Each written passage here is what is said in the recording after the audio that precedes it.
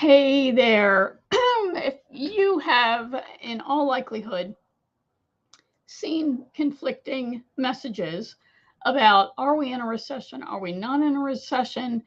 Technically, we've had, as I record this, we've had 2 quarters, so 6 months of a back to back lower gross domestic product.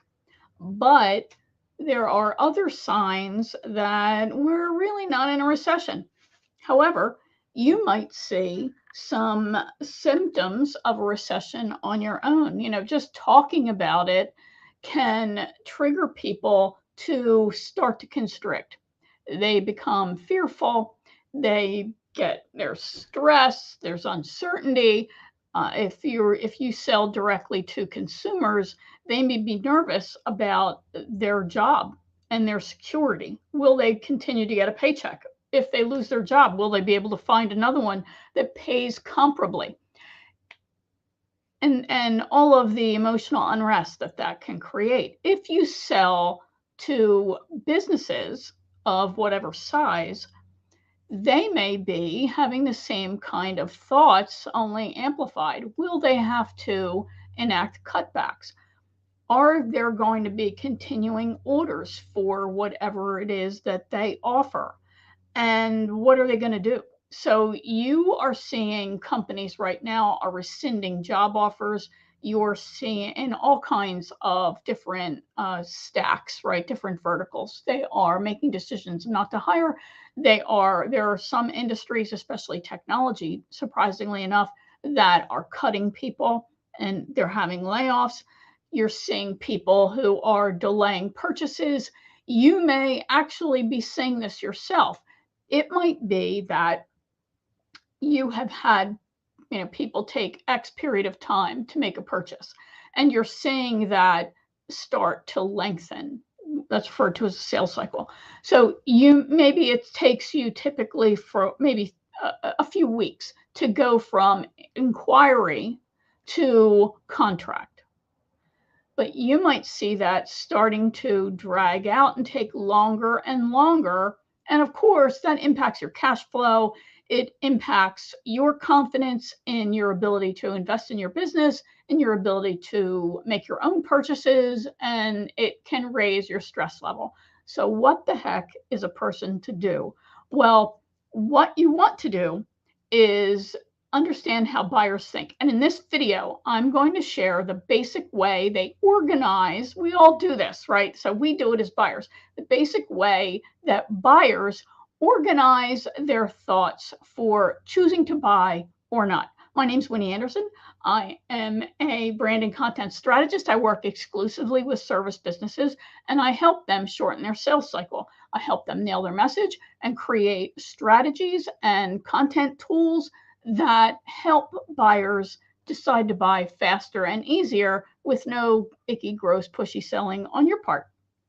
So in this video, I want to share the things, as I said, that the ways that buyers think as they're starting to consider making a purchase. Of course, ask questions, make comments. I'm happy to circle back and respond to you.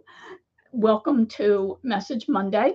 On Mondays, most Mondays, I come into Facebook and I'll be sharing specific tips around messaging to help you create really powerful messages so you are getting your information out in a powerful way and it's really resonating with the heart of your ideal buyer. So let's go ahead and dive in. Of course, I have 2 monitors, so if you've never watched a video of mine before, you'll know that I'm glancing down and over, so that's really what I am looking at.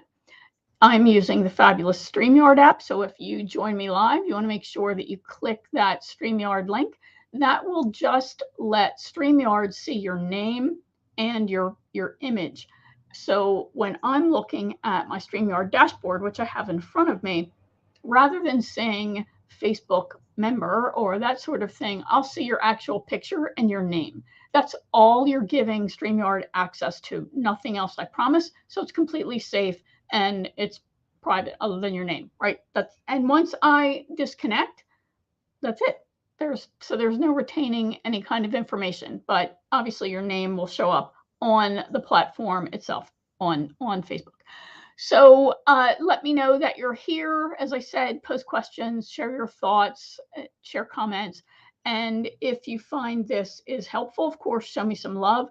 Those little emojis actually help in two ways. They help those people who are scrolling to recognize that this was good content. And it also lets the platform know that somebody thought that this information was valuable. And of course, pass it on to your friends and contacts if you find that it's helpful. All right. So I'm going to take a sip because my throat's bothering me all of a sudden. Okay, so the problem is, are we in a recession? Are we not? When that even gets talked about, we start to constrict, right? It's a natural reaction. So the problem with continuing to focus on this issue and to look for signs, that's what you focus on. And that ends up actually triggering what none of us want. None of us wants an economic slowdown, right? So I'm not going to say stop worrying about it, don't think about it, but be a good business owner and be practical about it and reflect on what you can do that will help you improve your messaging so you survive any downturn and you're able to thrive on the other side of it. All right, so that's what this is all about.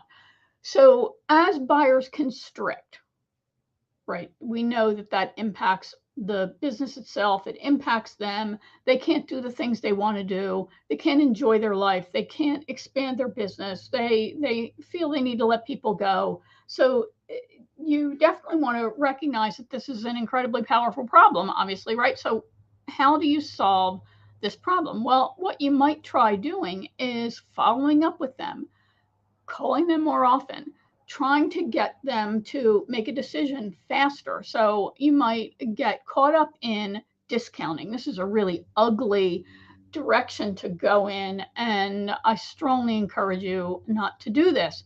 But you might feel like, well, they're price sensitive, and you know what? They are price sensitive. We're all price sensitive at this particular point, or most of us are. None of us wants to make a bad decision, but we'll spend money where we think that we should spend it. So there's always an emotional component. Emotions rule the day in any purchasing decision, in any decision period. Studies have shown that emotions rule the day. So what you're trying to do is help people make good decisions and feel good about it. So giving them more information isn't necessarily helpful if you're not giving them the right information. But before we get into that, let's talk about what does work. And the first thing that works is to understand how people organize purchases in their head, how they classify them. There are 4 buckets that we all put purchases in, and we make decisions to allocate our money and resources with respect to these categories of how we sort the purchase. So this will make complete sense to you, and you'll be able to think about it yourself. So just noodle on what a purchase that you're trying to decide to make and see how you would classify this and how you rationalize it in your mind. So first up is essentials. The definition of an essential purchase is something that's necessary for survival for the person or those they care about. So that includes their business. So we know that in past recessions, for example, the pet industry did not necessarily have a dip or a big dip because people will make sacrifices for themselves before they make sacrifices for their pets, right? Sweet, I do that. So also, same thing for kids, right? Parents will make sacrifices for themselves so they don't have to sacrifice for their child. So is the thing that you are selling, the service you're providing, is it essential? Is it necessary for survival for themselves or those they care about, including their business? Is it a treat? Treats are justifiable indulgences, and we will go through all kinds of mental machinations to justify the purchase of a treat. This will be as simple as buying ice cream or whatever else we see as a treat. And some things that people see as treats other people see as essential. So this really speaks to understanding the problem that you solve and understanding your buyer and how your buyer classifies this. And what you're trying to do is help them recognize you're not convincing, persuading, you're not doing anything icky. This is not manipulative. You're trying to genuinely help them recognize that your offering is essential, that it is necessary for them to survive and thrive beyond that, right? So is this treat, how do I get rewarded when I have this treat? There's always an emotional payoff as well as maybe some kind of tangible payoff, right? So what are the payoffs that your buyers get? And is this a justifiable indulgence? I'll give you a real quick example. I travel, brace yourself, 500 miles to get my haircut. No, I'm not making that up. I live in the Niagara Falls, the Buffalo Niagara Falls region of Western New York, but I get my hair cut in Philadelphia, Pennsylvania by the same guy who's cut my hair now for probably over 20 years. I love him. And I go home. So I tie in a trip home with a haircut. That I know is a tremendous indulgence. Now, I don't do it very often because I don't go home that often. I don't have time to go into Philadelphia to get my hair cut. So that's how I justify it. Yes, it's pricey because he runs a high-end salon. He's also an expert. And you know, if you're a lady and you're watching this, and I'm sure you guys feel the same way, when you have a great haircut, you feel so much more confident. You're practically fearless, right? So to me, it's a justifiable indulgence. And it is necessary for me to feel really good about myself. Whether or not you think that's right, doesn't matter. That's how I justify traveling 500 miles and getting my hair cut from Pascal in Philadelphia. I should actually do a video about why I do this and to talk about how you can generate that kind of loyalty in your own clients. But I digress. Okay, so a postponable, right? So we have essentials, we have treats. Next, we have postponables. Postponables are exactly what they sound like. They're things that your buyer can put off purchasing. How long? Depends. It depends on them, depends on what it is, depends on the problem that your thing solves. I hope you're getting the message here that you need to be very focused on what problem you solve. So postponable is something that they can go, I'll get that another time, right? I need some picture frames for my house. We've been rearranging our house and redecorating, and there are a couple of things that I want to frame. I keep putting off buying these frames. Why? I have no idea. Because there's only one store that actually sells them. I know I should just order them online. It's not the same. It's not as fun. But I have postponed buying these frames. It's just not that important, right? I'm going to get them, so they're not completely expendable, and they're unusual size, blah, blah, blah. So you want to really think about this. You know, a business like Michael's, which is where I need to buy these frames from, and which is an arts and crafts store, I don't see that as essential, right? It would be nice to finally get those things on the wall, but I'm not going to die. It's not going to negatively impact my daily existence. So you want to really recognize that you might not solve an important enough problem. And that's a big problem.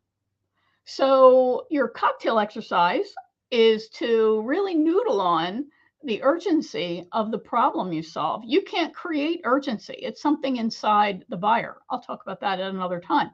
But you've got to serve a powerful purpose that inspires people to take action. And if you don't solve a problem that's that important, you're going to become a treat at best, postponable, or at worst, expendable.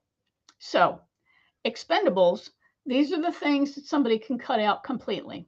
A good example, going out to dinner, right? And you know, with the pandemic, we haven't been able to go out to dinner, which probably only made you want to go out more. But back in the day, way back in the day, my husband and I used to eat out quite a bit. We both we met in the hospitality industry and casino gaming. He enjoys going out. We both do. He especially likes to be waited on. And because we've worked around chefs for years, we know the talent, the effort that goes into producing a gourmet meal. So we really enjoy going out. However, way back when the big financial crisis happened and we started to tighten things up, the very first thing we did was cut out how often we ate out. And instead of eating out once a week, sometimes twice a week, we went down to eating out maybe once a month.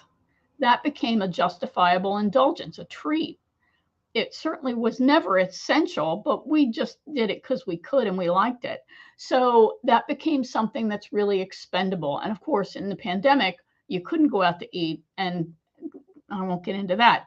But so you want to really think about, do you sell something that somebody could easily cut out of their life? Do you have something that people could DIY and want to DIY? And are you talking to the wrong audience? You want to talk to people who easily recognize that your solution to their problem is essential, that the problem must be solved, and the way you solve it is something that they are ready, willing, and able to indulge in, right?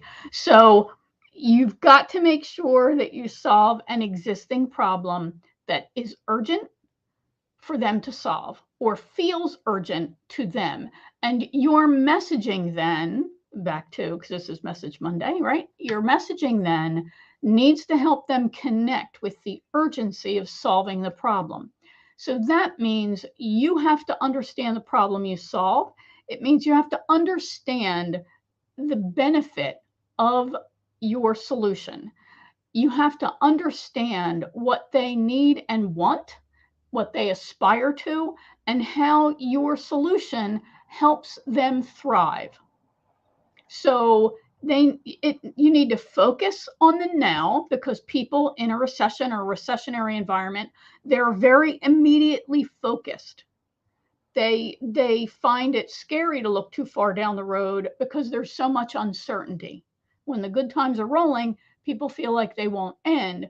But when you're in a negative situation, that can feel like it won't end either. So you're hesitant to look forward with optimism. So you're talking to people who are optimistic thinkers, possibility thinkers, and you're also helping them recognize that your solution takes care of that urgent problem, helps them survive and then thrive, helps them get through in the immediate time period, and helps them reach whatever it is they aspire to. So you really want to think about the why people buy and the benefits that you offer. If you struggle to think of the benefits, and I'm not talking about the features, and I'm not talking about surface level benefits, like about a benefit of a recording, for example, and I am offering what I call an all access pass to my recorded material. And the advantage of that, right, being recorded is a feature. Having it in one spot is a benefit. Is it a colossal benefit? What's the ultimate benefit? Well, you can know where all the content is. Why is that a benefit? You don't have to scroll through my Facebook page or your feed to try to find what you want. Everything is organized. Stress is lower. You can get what you want faster and easier. Why does that benefit you? So you want to keep asking yourself, what's the benefit that you offer, and why do they want that? What is the benefit that they get from that benefit? So what can they do, be, or have as a result of the benefit? And you want to get to the ultimate benefit, of course, so people understand the real value of taking action now. Resist the temptation to drop your price, because to try to recover from that is very difficult. And I can promise you, while people may be price sensitive, and you do want to think about that, lowering your price is a spiral that will just take you lower and lower. People pay for what they value. You want to help them to recognize the value that you offer. All right. So if you need help with that, feel free to ask questions below. I'm happy to answer them on my Facebook page. And if you would like to get an all access pass to this recording and other recordings that I'll be doing, then just use the magic sign all access pass, and I'll be happy to get back to you with that link. So hope this has been helpful. Just a real quick, speedy recap.